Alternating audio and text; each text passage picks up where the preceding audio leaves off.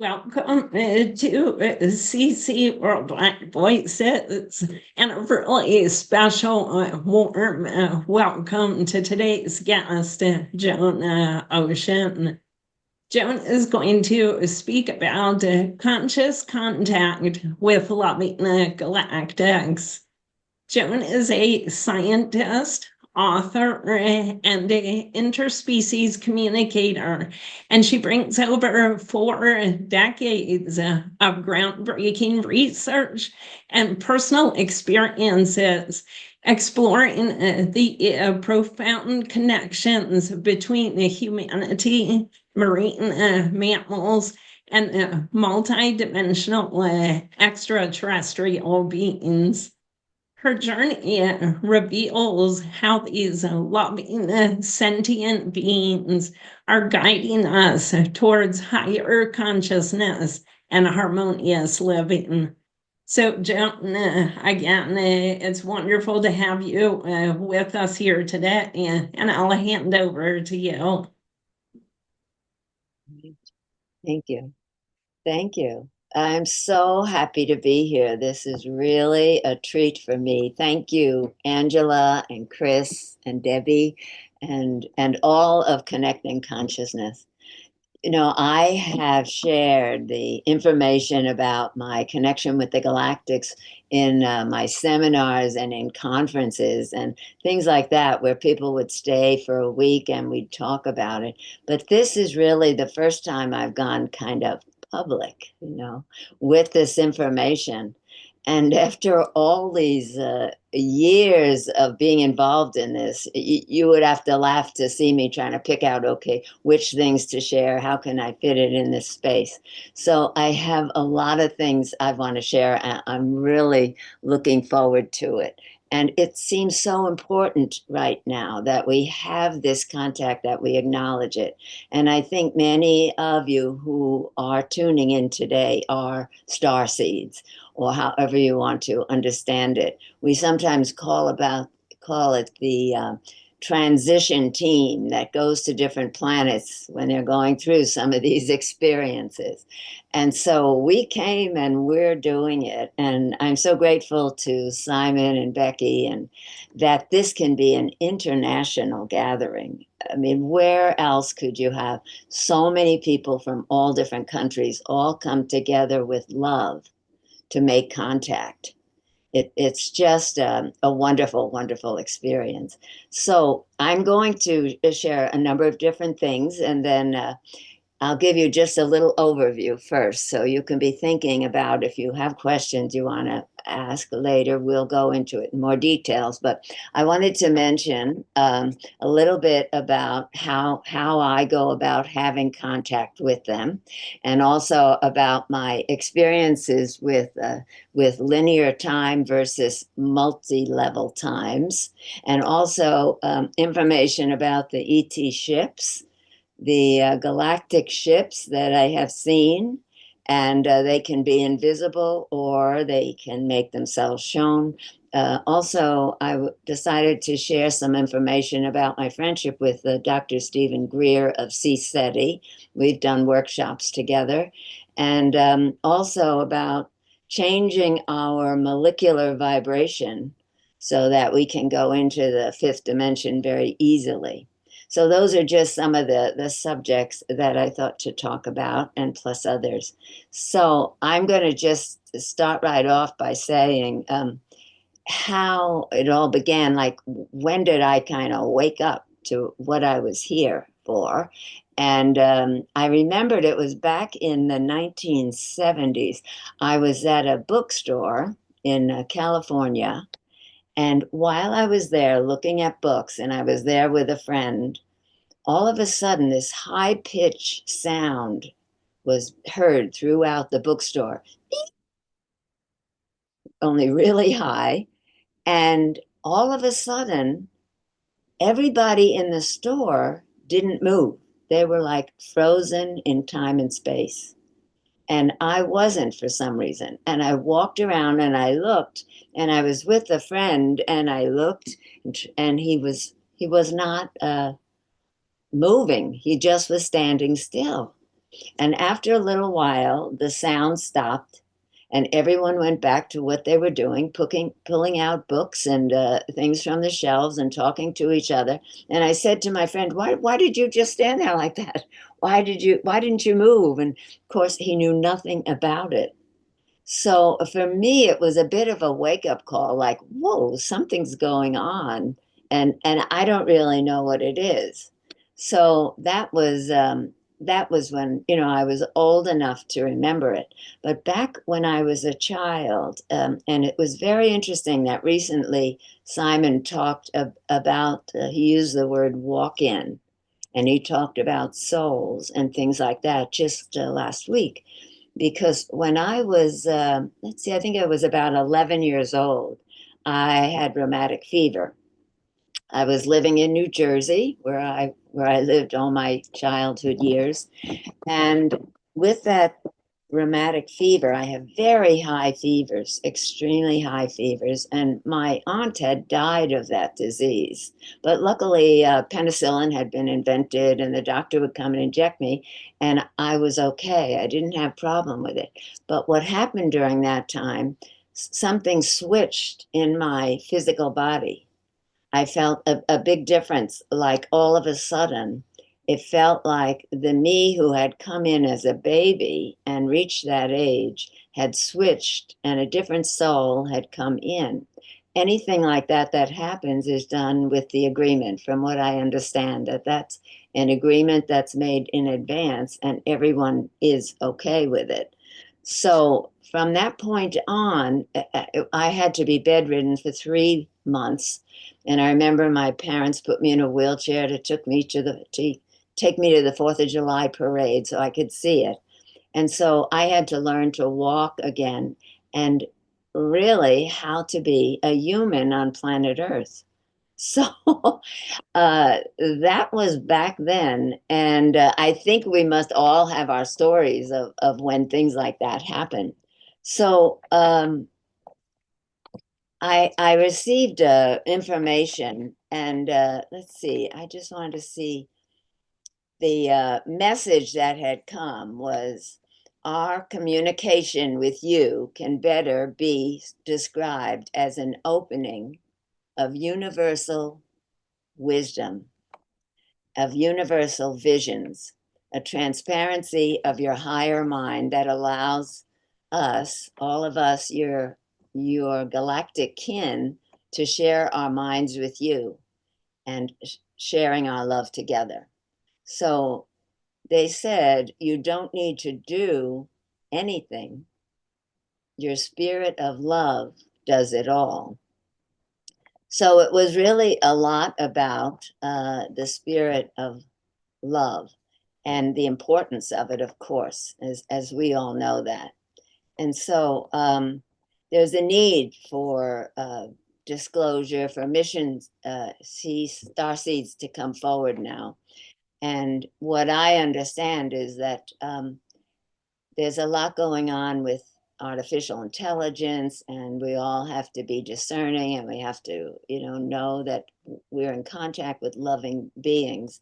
But what they were telling me also is that it's more about social technology than artificial technology or artificial intelligence. And by that, they meant rather than developing more and more weapons of war or advanced technology that's you not really needed, it's so important that we begin to have social connections, that we actually can meet with these beings of light and interact and even welcome them, because they would not be coming unless we could welcome them.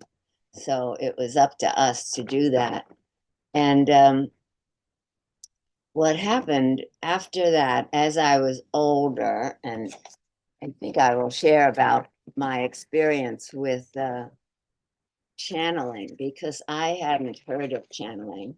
But as I became, as I was, I guess, in my 30s, I was busy working, living in San Diego, and very hectic, work I was doing, counseling and helping in 5 different facilities we had been granted by the government to help people with alcoholism or alcohol or children who are in psychiatric care. The hospitals had closed, and so we created day treatment centers for 5 different groups of people. And I had been very busy helping the doctors set that up and working there every day, and I needed a break. So I went up north in California to an amazing retreat place that I love, to just take some time off and be there for a week, eat the healthy food. And it overlooked the ocean. It was so beautiful. All the people there were gentle souls who came. You couldn't attend, you couldn't go to this place unless you signed up for something.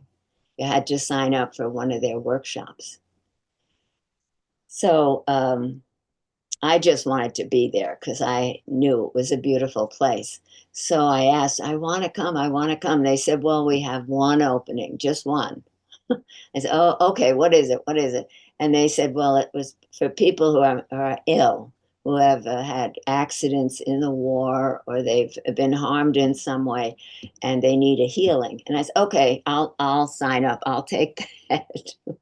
So even though I wasn't really suffering from those things, that was the only space available. So I did join, and I thought, well, I'm not going to really join the group. I just want to be on the premises and just be rejuvenated by that. So when the time came for the group to meet, then I thought, well, okay, maybe I will go. Maybe I'll just, sit in, and why not? I already feel relaxed. I'm feeling good. So I went to join the group, and the group was meeting. They were all in little pools that overlook the ocean, these pools of natural water that you sit in that are actually warm pools. And so all the people that were there at that time had problems. Some of them even had oxygen tubes that they had to breathe with or intravenous, or some man was there who had had a lot of bullets and they couldn't remove them all. Different people with illnesses, because that's what the group was about. And they said that the group would be led by a woman from London by the name of Jenny O'Connor. So I didn't know her, and I waited to see, and everyone seemed very excited. So all of a sudden, she came walking into the area where we were overlooking the Pacific Ocean. And she said, hello, I'm Jenny. And when I looked, all I could see was this ball of golden light. And I could hear a voice coming out of it, but I couldn't see any body or a person.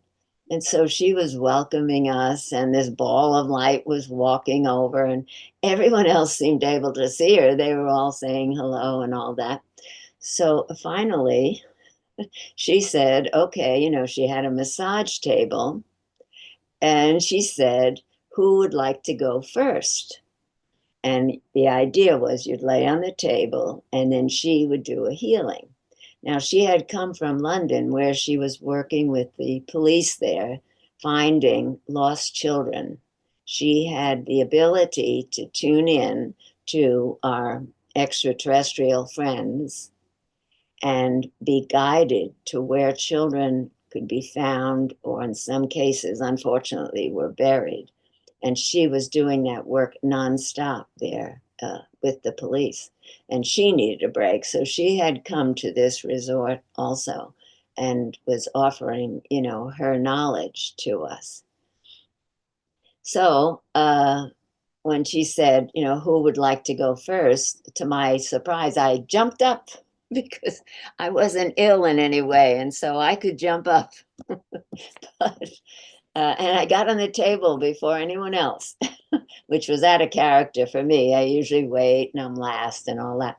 So I'm laying on the table, and this shining ball of light comes walking over toward me. and two hands go out over the top on my back, and boom, I went out of body like that, out. I was floating above my body and looking down. So that was really the first time I had that experience, and I was amazed by it. So she couldn't get me off the table, really. I was still there, and everyone else needed a turn. And so they had to get some of the people to lift me up and put me back in the pool where I could revive and come back in.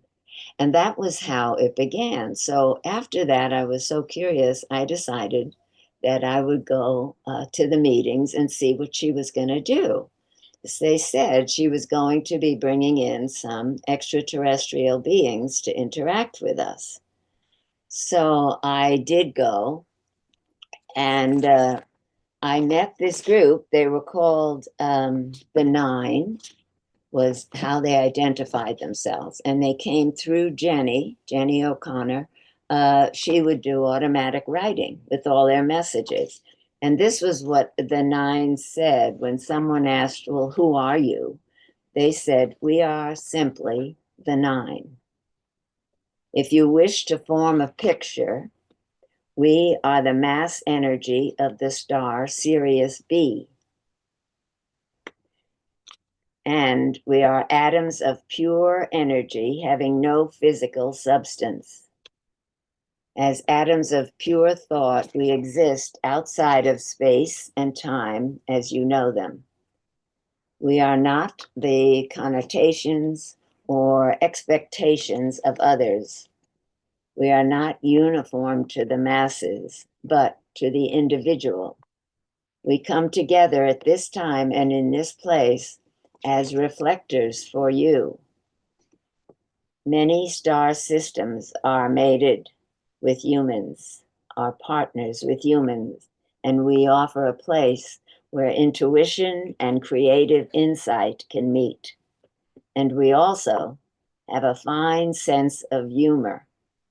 I think that's where I got my sense of humor from them. And then they continued, we are not spirits and we have never lived on planet Earth. We are atoms of pure conscious thought. We are non-form and therefore we are your opposites because we are a mirror. The star Sirius B is known by you as the dog star. And it's true, I've heard Sirius being called the dog star. I always wondered why. But the Nine said, the dog star, in the mirror, if you reverse the word of dog, it is God. So kind of funny, but that was the point they made. And then as people wanted more identification, they said, we are the 9 of the 12 of the 24 elders. We are atoms of pure conscious thought. And again mentioned that they were mirrors of us. So someone asked them and said, oh, well, are you what Zhang has called the collective unconscious? And the Nine answered that they are of universal consciousness.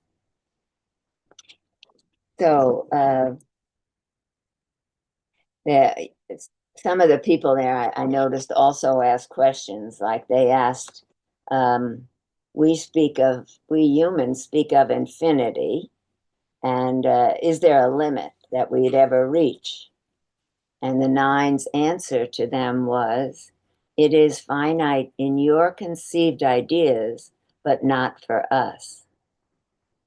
Consciousness chooses many shapes, seeking form. Our many humans have forgotten in some ways that we are co-creators.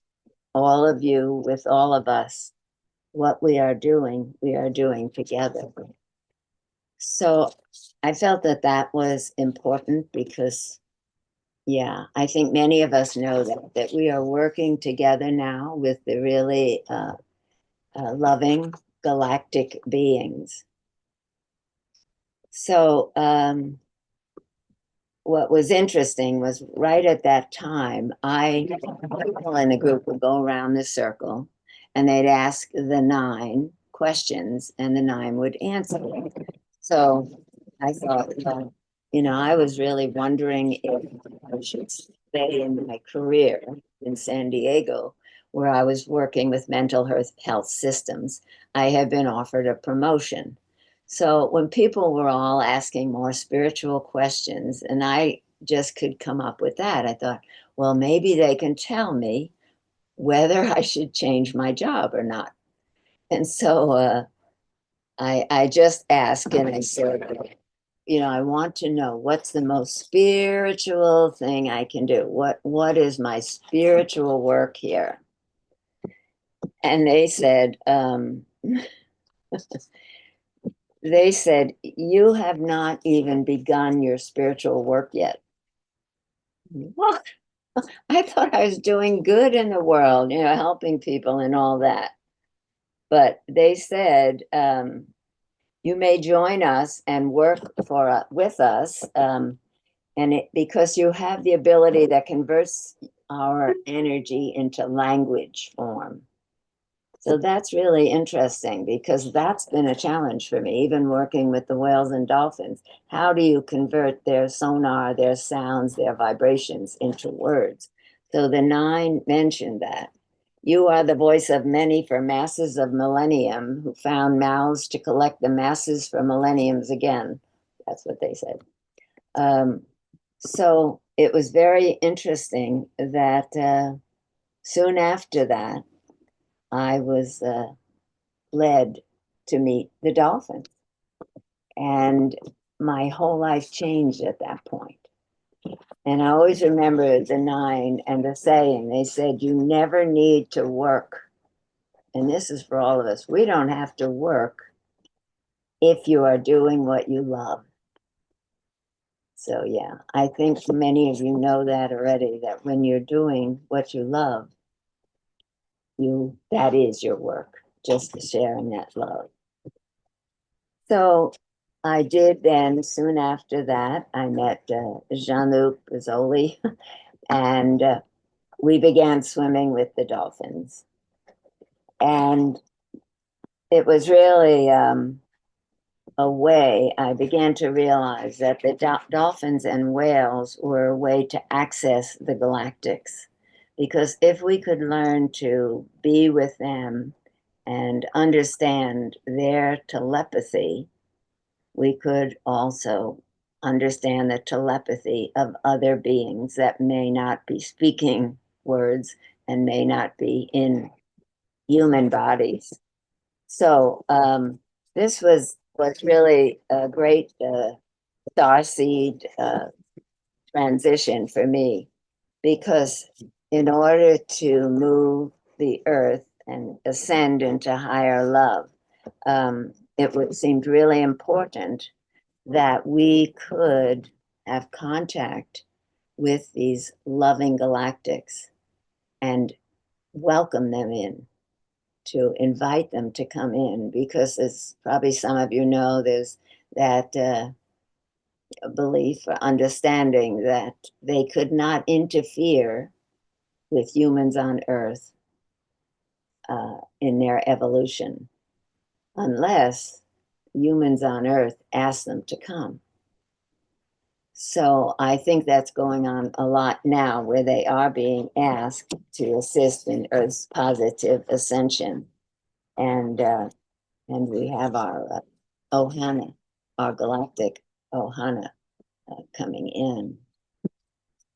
So I wanted to mention, so how do we have contact with them? Everyone has their own way, of course, and I'm sure many of you are already doing this and are comfortable with it and are having contact. But I'll just share what I experience. Mainly, even if I'm feeling any stress, which seems to be happening these days, so many things going on, and how can we keep track of it all, and do we want to? But how to get into a quiet, gentle place is really important. And so, just myself personally, I'll find a quiet space where I can sit quietly. Usually, it's like in my bedroom, and I'm all alone, nobody in there. I might play some very nice, gentle music in the background, very softly. And for myself, I like to have a pad and a pen handy and really be prepared to write because I'm a writer. I write all the time. So then I just kind of say what I would like I would like to get information from you, my dear galactic friends, sending all my love and appreciation to you. And I would like to hear from you and interact with you.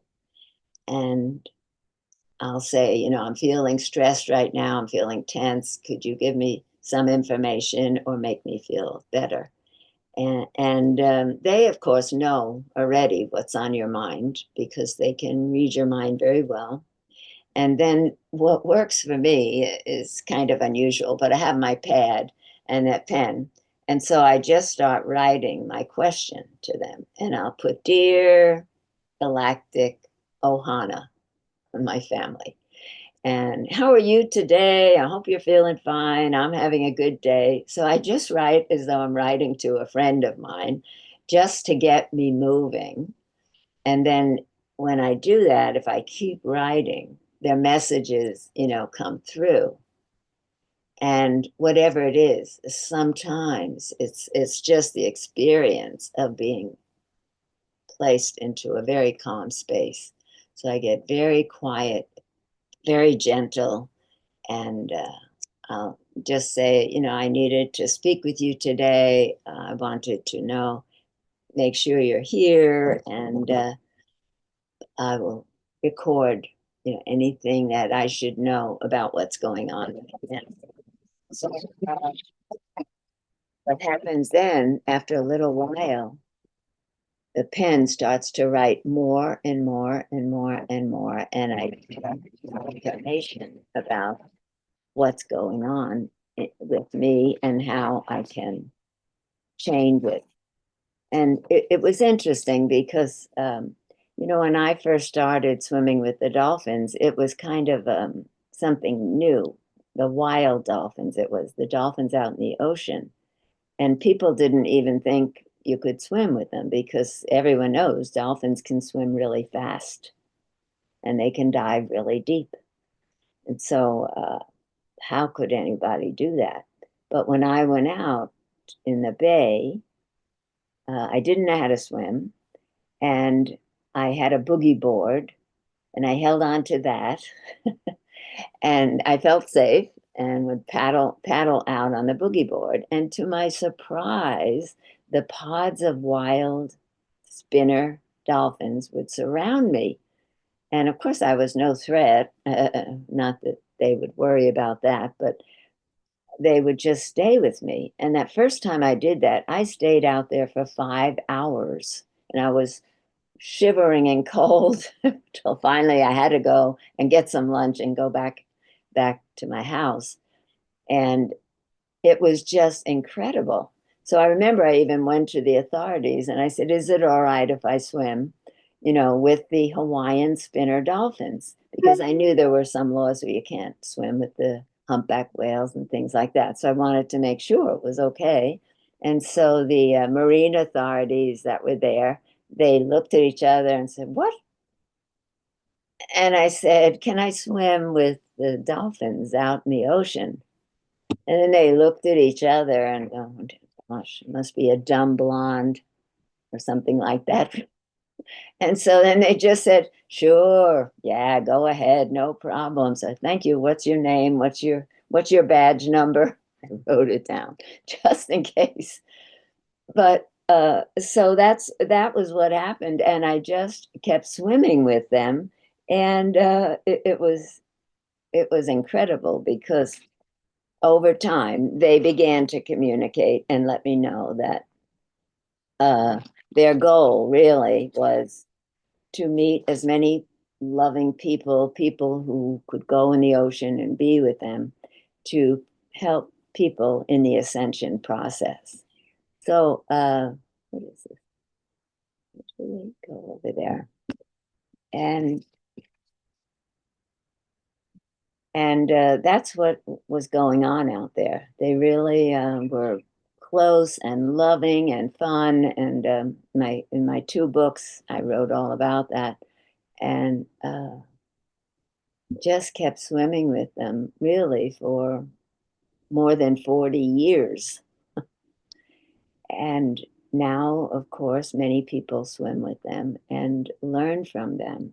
They really wanted everyone to understand that if we can go in the ocean, and it's not our environment because we were walk-ins on the land, and the dolphins told me they were swim-ins. They were in the ocean as swim-ins. Then we could learn from them about having to go into a different environment and how to wear gear like snorkel and fins, or maybe even diving outfit or something, and meet with a different culture, a different group that looked nothing like us at all. And yet we weren't afraid of them. We weren't avoiding them.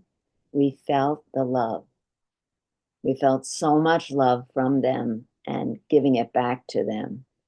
And so if we could do that, then it's like the dolphins and whales were the bridge to our then meeting with our other friends, our spatial friends, our galactics. So that was really important part of changing that I went through. So I wanted to share with you now some different experiences I had. One of the wonderful wake up calls too I had was when I would go regularly to Australia. My husband Jean-Luc was living in Australia, and so we would go back and forth. And I met a man named Kinsley Jarrett there, and he was a lovely guy. I mean, when I came, went to his house and to meet him, and I had my crystal that I always carry with me, and I had laid it on his piano, and he said to me, "Do you want me to play the sound of your crystal?" And I said, "Oh yeah, that sounds good. Go ahead." And he sat down and started playing the most beautiful music I have ever heard. I was in tears running down. It was so meaningful for me. So we had a good instant connection like that, and his wife, Val. And because he knew of my interest in galactics, he said he shared with me, and he sent me faxes back to my home in Hawaii, pictures of his having been brought aboard an ET ship. So he couldn't take pictures. You know, lots of times the technology and the ship's cameras don't work, but he's an excellent artist. He's drawn pictures of all the ascended masters, has a whole book of them explaining who they are. And he was actually beamed up onto the ship. And when he got there, they showed him that there were pools that had dolphins in them.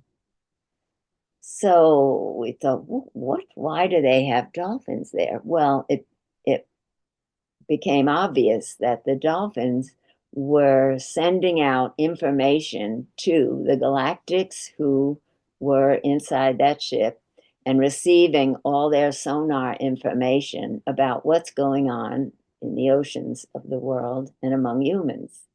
And then, of course, the dolphins would leave again. And they also showed that one of the pictures he sent of the ship showed that the ship was underwater because the sides of it were glass and see-through, and you could see a whale swimming by outside in the water. So I learned a lot from that. And then my friend Kinsley said, "Well, I want you to see a picture I drew of my favorite person on the ship." And so he had a big pad, great big one, where he drew pictures, did his art, and he opened it up, and all of a sudden there's this picture of an ET. And I went, oh, gulp, because it looked like a gray. So I thought, uh-oh, maybe the grays, are they good? Are they bad? What are they? Who knows? And so he proudly showed me the picture and he said, this is the golden one. And I looked, and sure enough, he had painted it golden. They were not gray at all. I mean, they were short, had big eyes, which they need sometimes, like sunglasses, and it was golden. And he felt so much love from this ET. It was a golden one. And so that was another amazing thing for me to experience. And those pictures are on my website. So I also wanted to talk to you about some of the things we've seen in Hawaii. So over Kiholo Bay in Hawaii, I would bring the groups.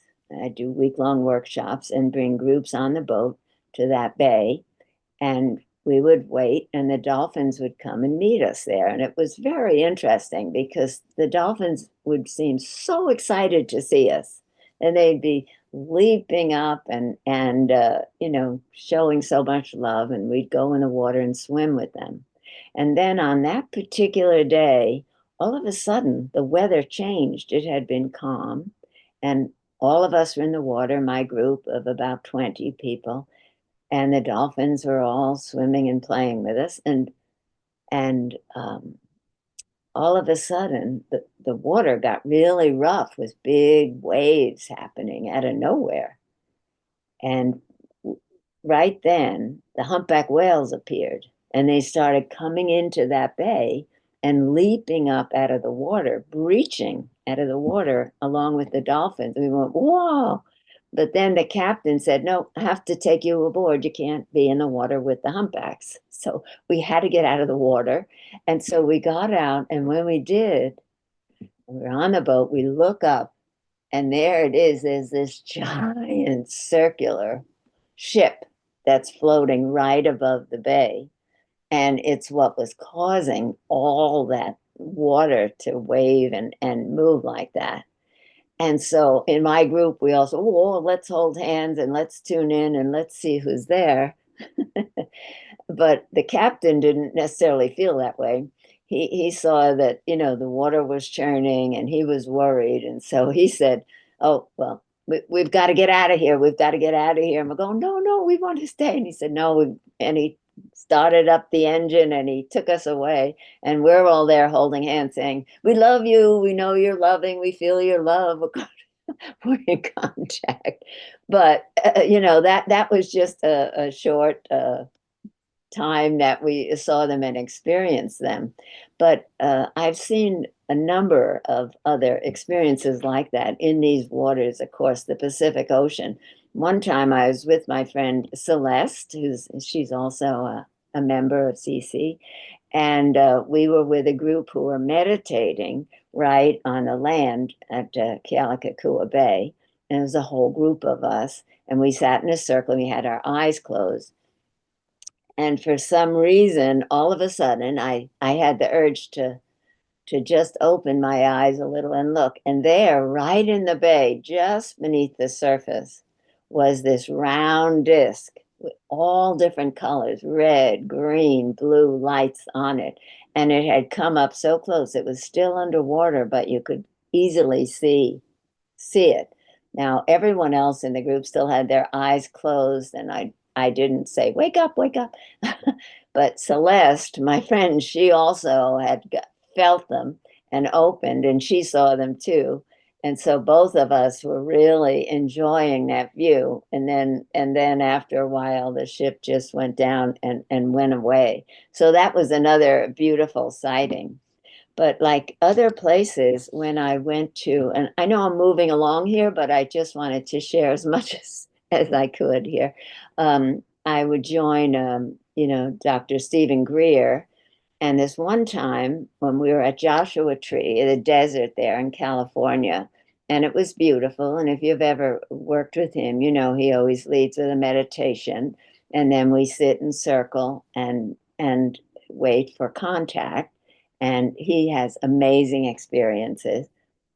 So on this particular day, we were there for a week, and we would every night go into the dark and be there and make contact or hope to make contact.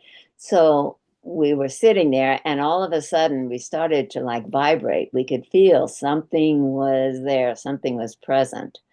And we couldn't see anything in the dark, but we could feel that.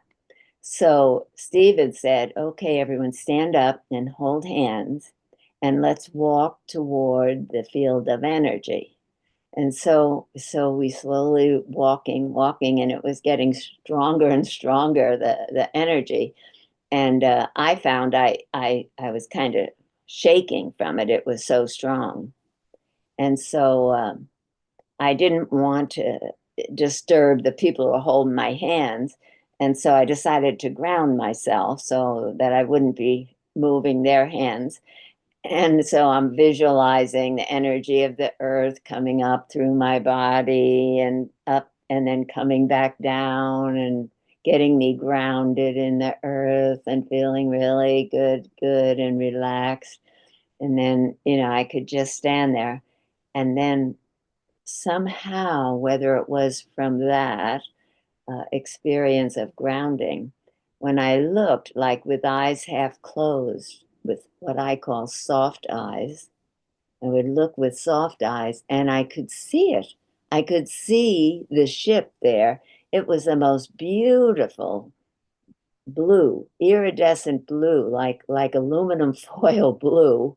It had no seams or anything on it. There was white light coming out of the bottom of it, and it was just staying still. It was only about 30 feet up, and I could see it so well, and the color, there were no seams, no windows, nothing. It was just perfect.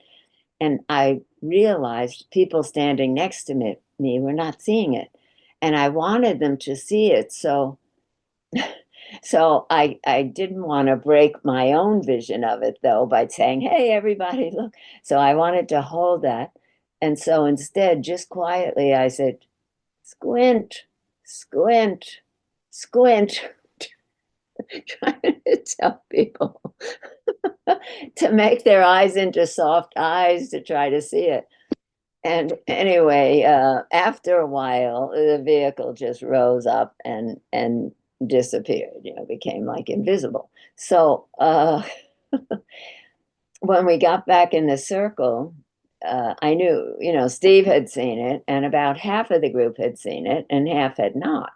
So what it reminded me of was that, everybody has their own work to do or joy to do, their mission to do, and some are meant to see it and some may not see it.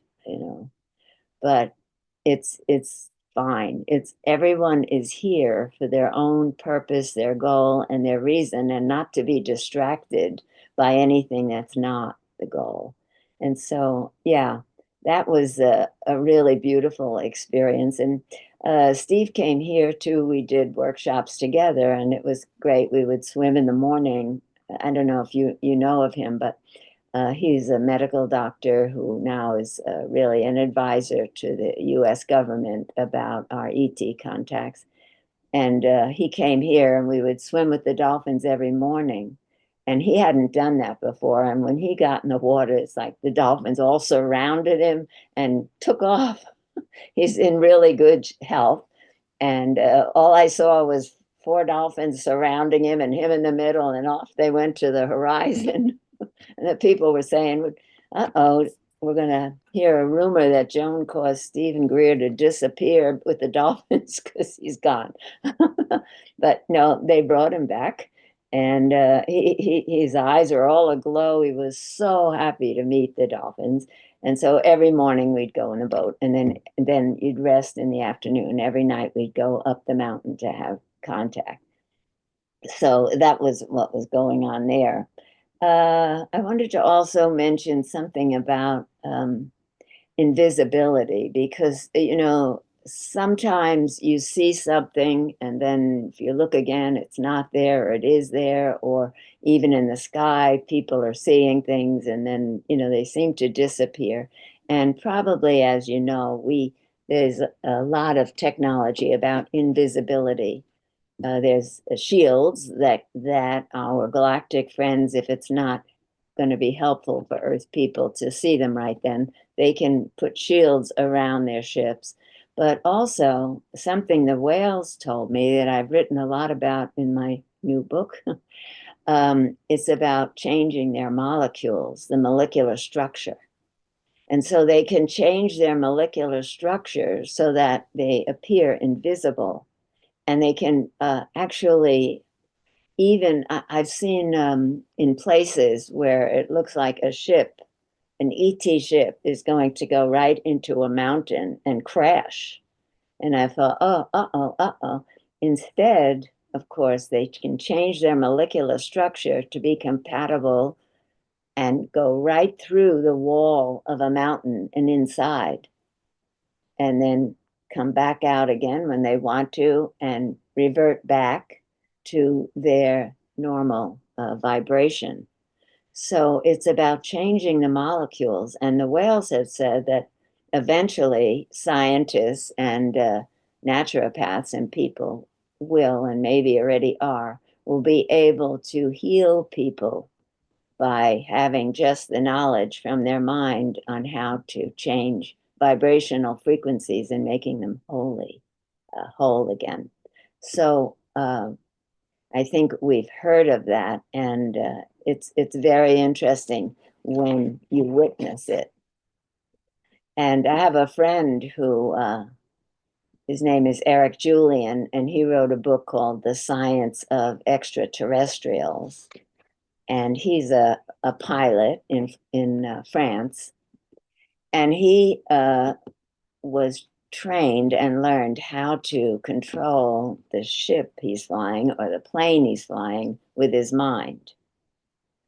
And it's something that is absolutely being done.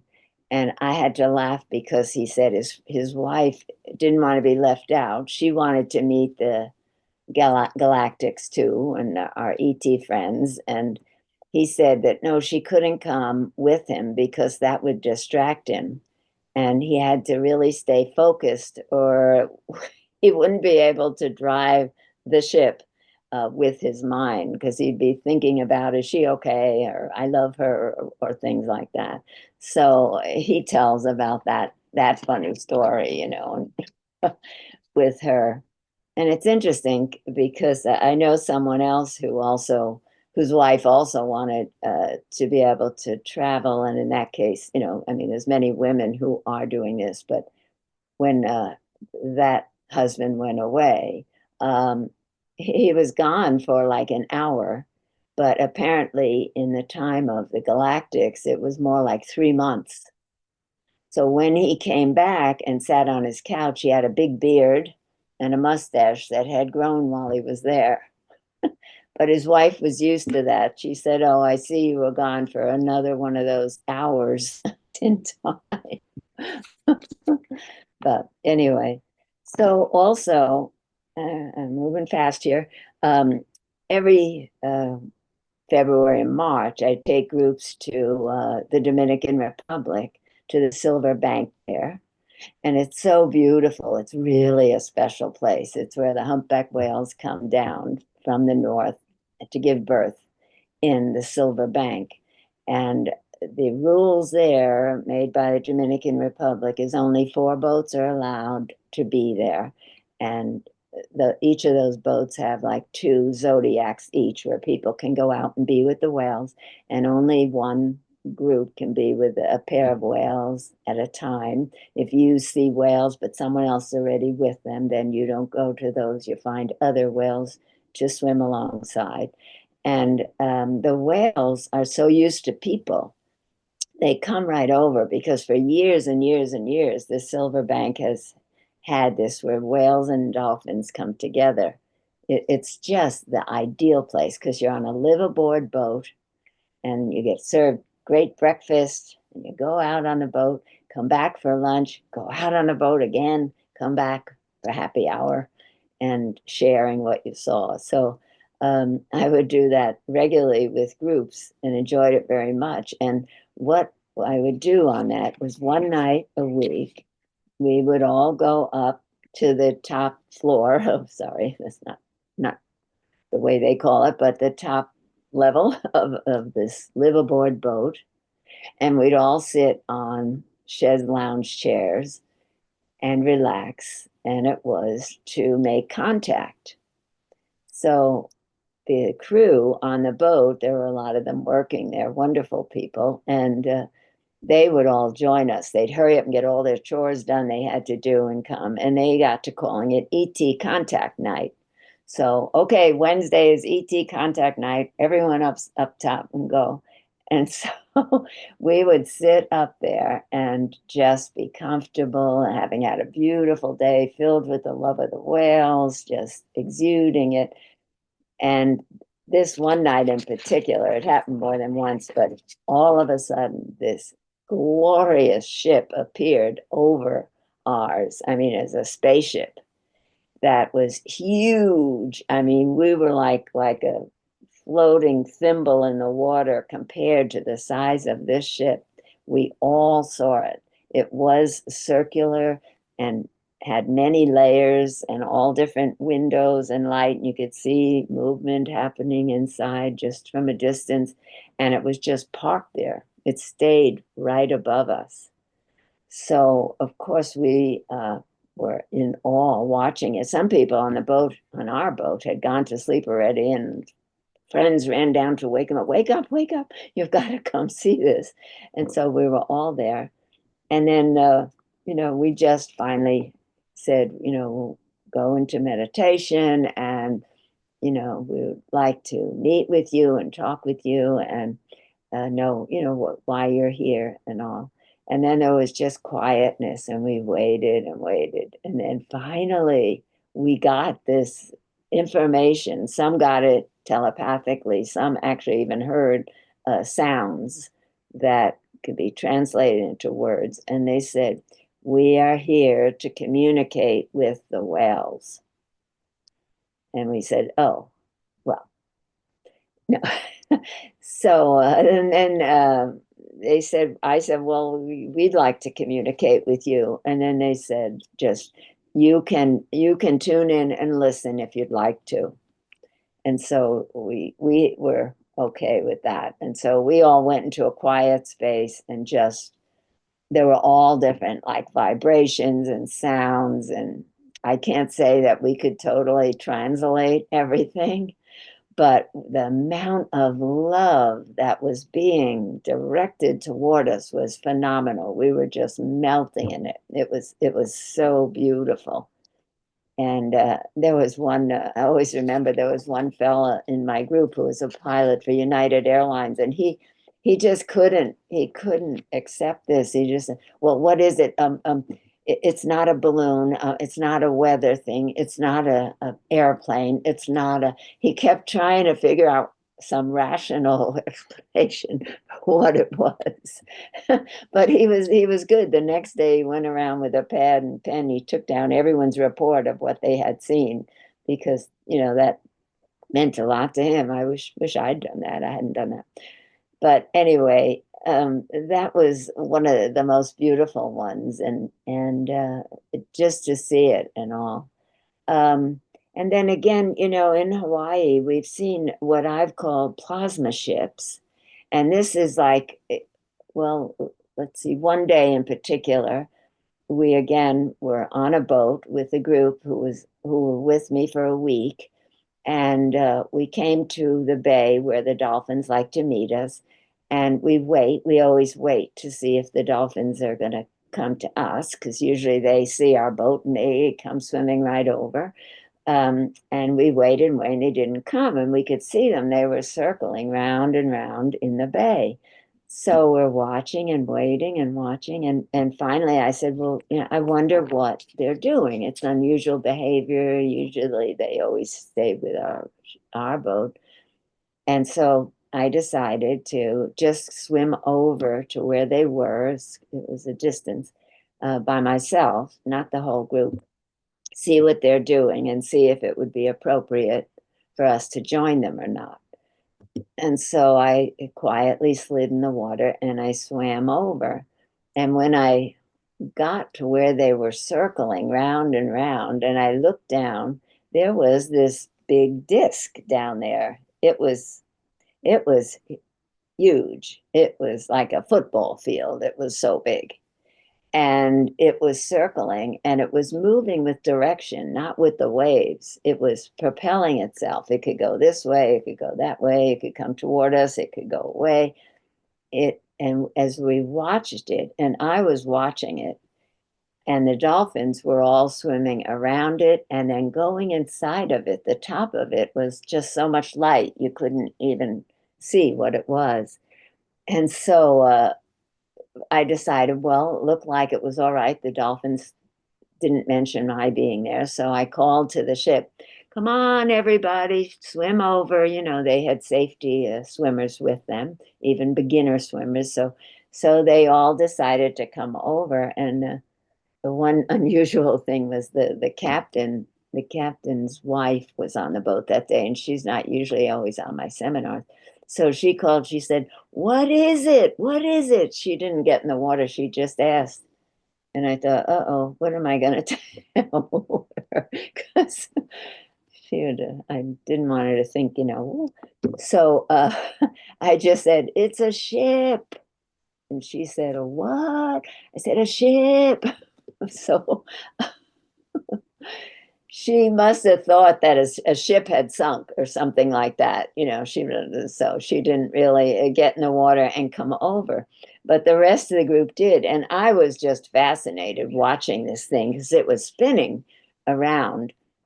And as I said, the light coming up. And so I kept looking. And so my group came over too, and two people, Elaine, who was helping me, she's from England, and also Kirsten, who's from Holland. They came right next to me and looked down, and they looked up and said to me, and I said, yeah, because we have our masks and all that. And they watched this going round and round and round. And then we decided to swim inside of it and see what would happen. So this light was coming up. So we dove in. And when we did, it was amazing. It was so peaceful. It was totally peaceful in there. And we just didn't want to come up, but it had water in it. And we still had to come up to breathe. And the oddest thing was when I came up and I was my head was out of the water, I could see my head. But when I looked down, I couldn't see my body that was in the ship. It was invisible. So I had to do a song, I ain't got no body. I think there's a song like that.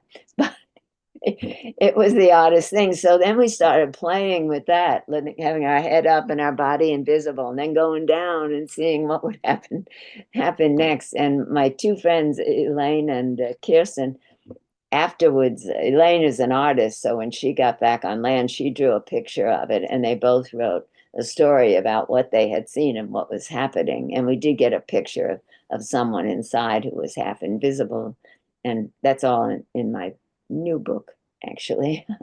But these are the kind of things that are there. And I think because we come with so much love, and with the dolphins, they allow us to see them because they could just be invisible if they wanted to. And then I just wanted to add one other thing that's also kind of unusual.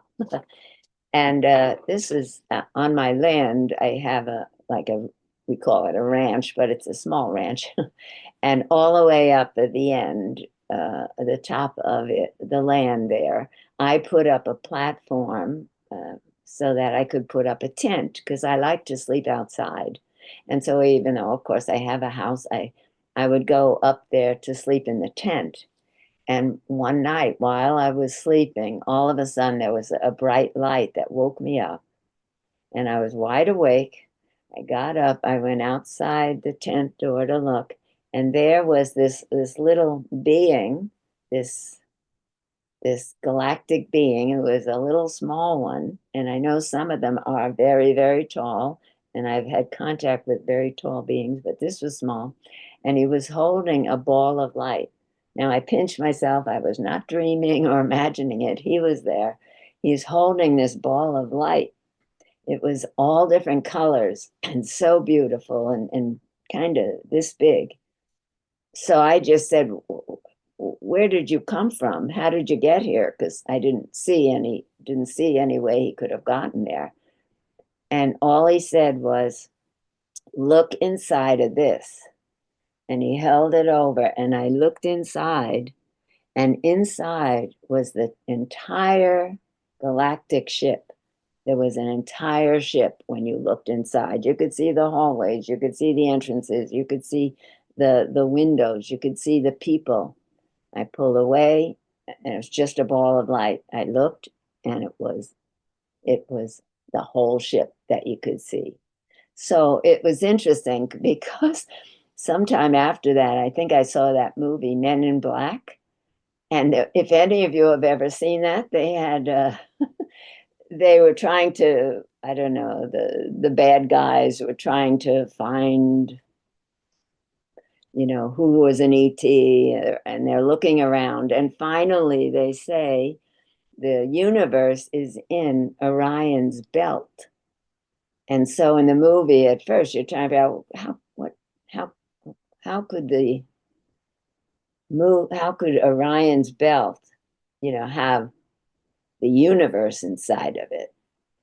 And what happened, if those of you have seen it know, there was a cat that the female star had, and she had a collar. And in the collar, she had one of those beautiful balls of light. And when you looked inside, all of Orion's belt was in there, the whole thing. And so it made me look up Orion's belt.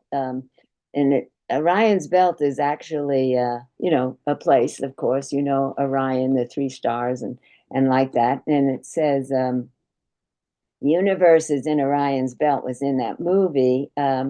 Orion's belt is seen as a sacred symbol representing unity and spiritual guidance. So, of course, it's the group of three stars in the constellation of Orion. But you know how so often that happens? Like something happens that seems like you can't really understand it. And then you get the explanation after. There's so much synchronicity happening now, and we're being shown so many things if we can just recognize it for such and honor it, and allow it. So I also wanted to mention, let me just share this last bit of message from our ET friends, where they said, this was the Andromedans. I've had Andromedans, Arcturians, the Pleiadians are very, very present here in Hawaii. The Hawaiians understand their relationship to the Pleiadians. And those from Sirius B is where the dolphins said they come. And this said, we have come here to enter the future with you. Your future is dependent on your intentions today and upon your thoughts, feelings, and abilities right now in the present. We cannot emphasize this enough. Your future is a choice that you are creating with your consciousness. You may not even be aware of it. However, it is important that you become aware of it, because the future that you are creating affects us Andromedans as well. So there are many, many beautiful messages from them. And I think for myself, I've had the contact with what we call the Arcturians. They have a different name for their civilization, but but always to me, the image, if I asked to see an image, was like a master of light. It was like with a gown and, a long kind of, even the men having long hair and the way you pictured Jesus, like that. And whereas the Andromedans, when they allow themselves to be seen, they are seen as wearing more kind of outfit that you'd wear on a spaceship. So there's so many different ones out there, and I just am so pleased that I was able to share that with you, and I hope it was okay, because um, I love to share it, and it's time to share it, and we can we can get together and do this together. We are doing it together. Thank goodness for Simon and Becky and Connecting Consciousness for bringing us all together in love, always in love. So, are there any questions? Well, first off, thank you, Joan. That was such a beautiful, many beautiful stories that you shared with us. And we do have quite a few questions from the chat. Chris, do you want to start with one?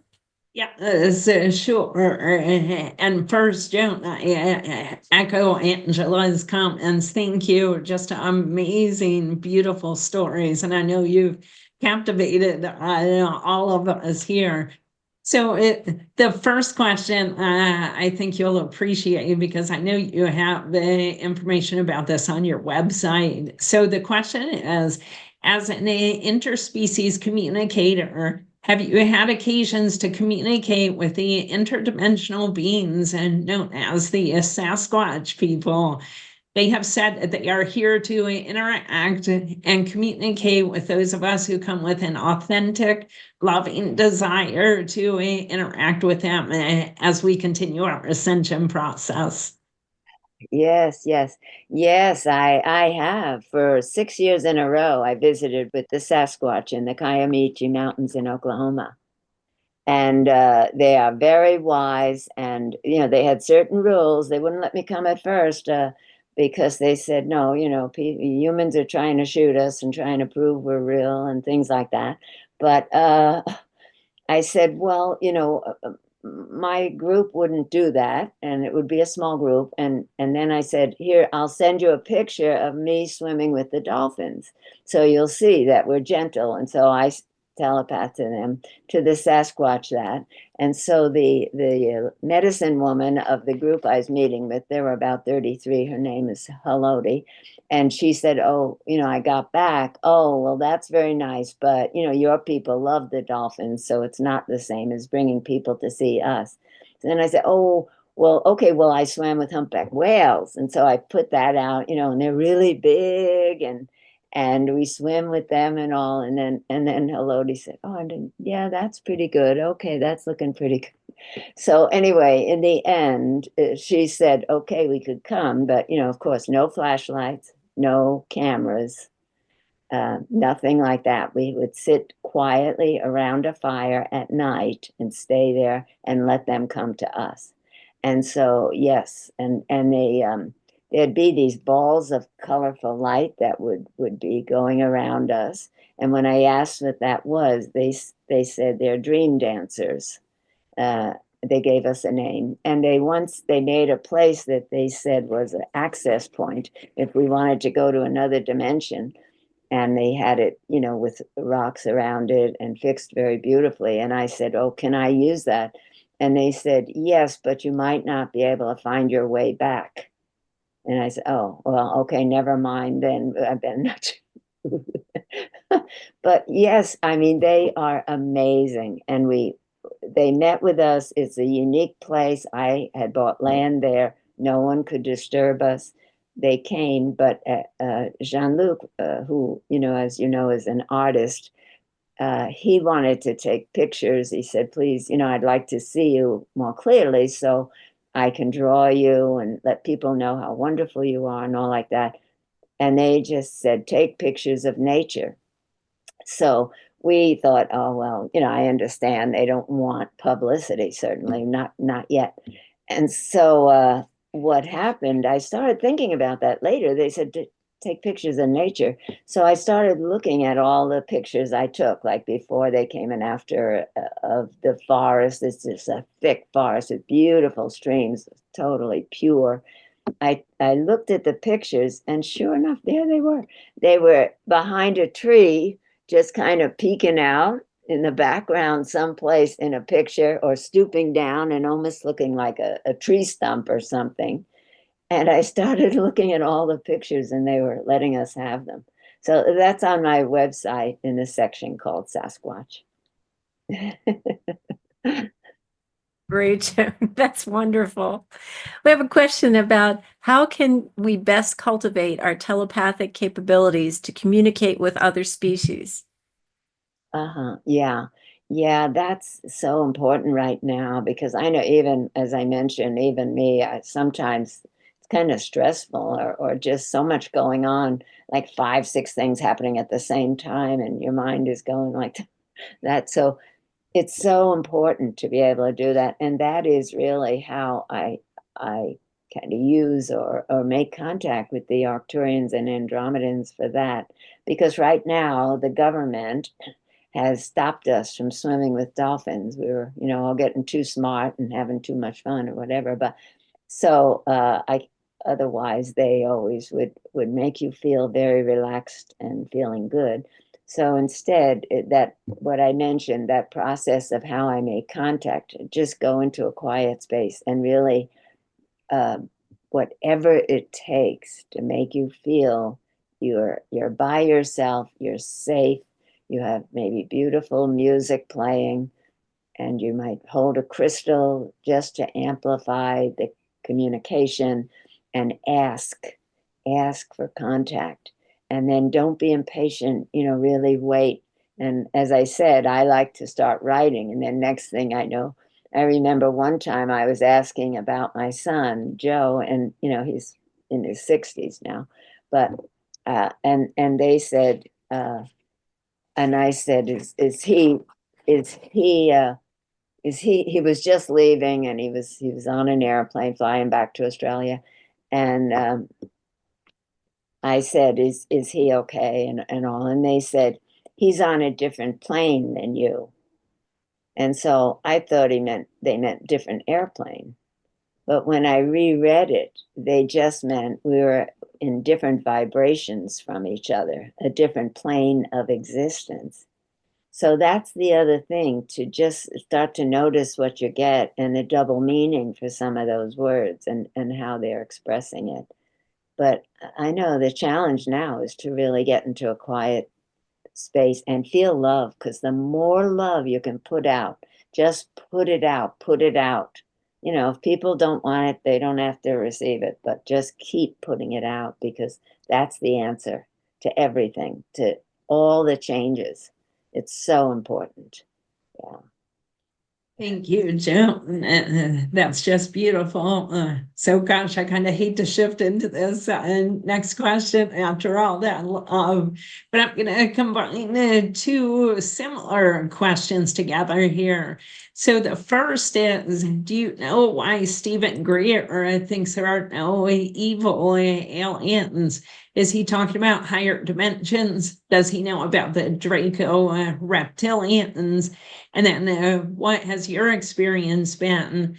And then the similar question it asks, have you ever met a negative ET? And how would you know if they're positive or negative when you meet them?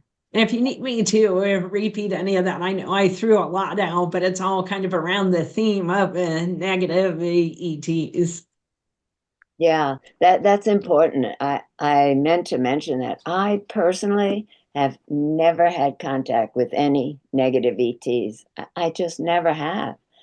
So for me, I understand some people have. As a counselor, I've counseled people who felt they were abducted, and I'm aware of a lot of that work that's going on and who is really doing it. And that's the question. Who is it?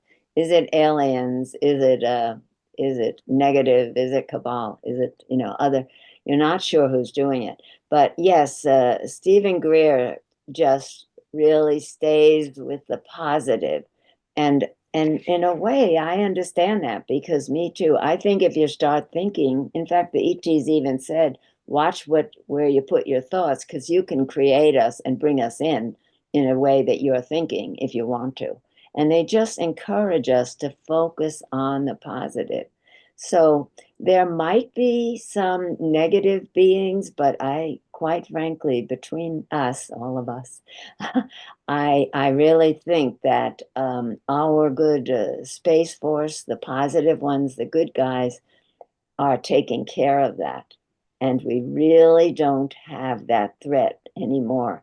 No matter how many, anybody might try to scare people and say this is bad and that's bad and there's going to be a war and all. No, we have what we need to make sure they do not come to Earth. And we just have to stay positive ourselves. We really do. Yeah. It's very good advice. I can appreciate that. So a question is asked, do our vibrations need to be at a certain level in order to hear from them? Well, I think it's a lot about telepathy, that we all have the power of telepathy, even if people think we don't sometimes, or think they can't do that. But the more you start noticing that, like you're wishing for something, all of a sudden it appears. You're thinking of someone, all of a sudden they call. These little things that are happening, if you start to acknowledge them and realize you're doing that. So it's really important to communicate in that way if you can. And of course, the dolphins are a big help with that. Their sonar goes into your mind and they actually shift your vibration. I worked with Make-A-Wish Foundation to bring children to be healed by the dolphins in the ocean. And amazing results. The doctors would call later and say the children had gone through major positive changes. So, whatever it is that can bring you peace and quietness and love and keep emanating that love, you will be able to do it more and more and more and have contact. And it's really such a beautiful thing to have, because we need it right now. We need to have that opportunity and knowledge on how to be in that gentle space, quiet space. Did I answer your question? I believe so. Thank you, Joan. You answered it beautifully. Okay, next question. Do dolphins have a pineal gland like we do? I think they do, but I've never seen it or heard it talked about yet, so it's probably in a little different form than maybe what we might picture or experience, or might be identified when they do autopsies on them, necropsies on them. So yeah, that's a good question. I think I'll look that up on the internet, see what I can find out. Yeah. Thank you for that. This one says, I've heard that whales and dolphins are not indigenous to Earth. Do you know where or what star system the physical ancestors of whales and dolphins come from? Yes, right in the beginning, the dolphins told me they were from Sirius B, which it seems, from what I understand, that that's a water planet, even more so than Earth, and that they came here from there. And then the whales said, just talk about the elders. They have talked about Elohim, which is a positive entity, positive guides, and that they were sent here to be in the waters to assist with our ascension, and that they are swim-ins. And that's what they're here for. And of course, the whales, they're also bringing harmony in the ocean. I mean, it's so important.